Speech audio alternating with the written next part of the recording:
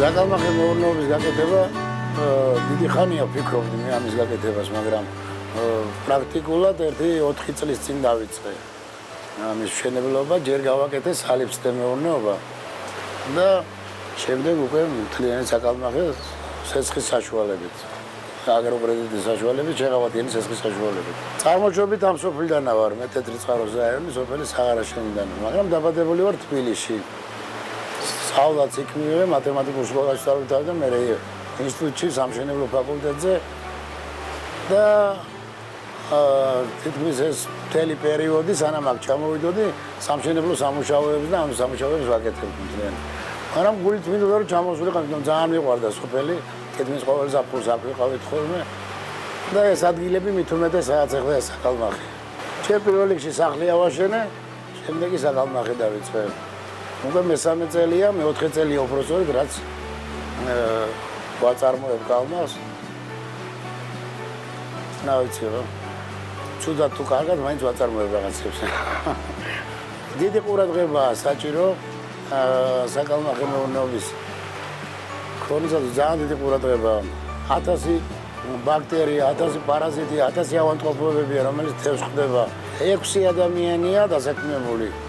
უმეტესობა მომვლელები არიან და ერთი ბუღალტერი. ყოველდღიური ბასენები იწმინდება აქ წმინდაო.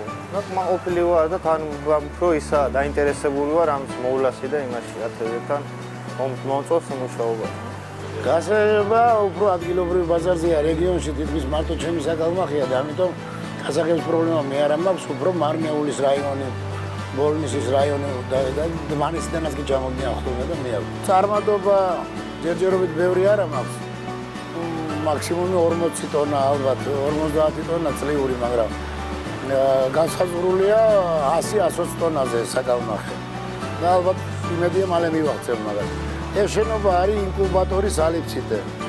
ინკუბატორი არის პატარა ბასეინები, უფრო აკვარიუმის სტილის ბასეინები, ჰაუსები, სადაც სვავ ქვირიც, განაყოფიერებულ ქვირიც, რომელიც შეომაქვს საზღვარგარეთიდან. დანიიდან ამ ბოლო დროს პოლონეთიდან შემომიტანია და იტალიიდან შემომიტანება დანიისა, მეტად მომეწონა უფრო და ამიტომ ახლა იქიდან შევამნა ქვირითი. ანუ 2 თვის ინტერვალი, თქვენახევარი 2 თვის ინტერვალი. დაახლოებით 60-70,000 ცალი თითოეულ პარტიაზე. ხო. და 10 დღის შემდეგ განაყოფილი ქვირითი რო ჩავსვა ბადეებზე, უკვე იჩიკებიან. და რამოდენიმე დღის შემდეგ, 10 დღის შემდეგ იწყებენ კვებას უკვე. ალბათ მოვა მე დრო რომელიც შემცვლის რა თქმა უნდა ამ ყველაფერს შვილები შეცვლიან. გოგო მყავს და ბიჭი მყავს. ბიჭი უფროსი არის ორივესგან 4 შვილი, 4-ვე ბიჭი მყავს. ამ შვილები მაინც მოლე თუ შვილები არ არის. გააგრძელებენ ამ სამყაროს.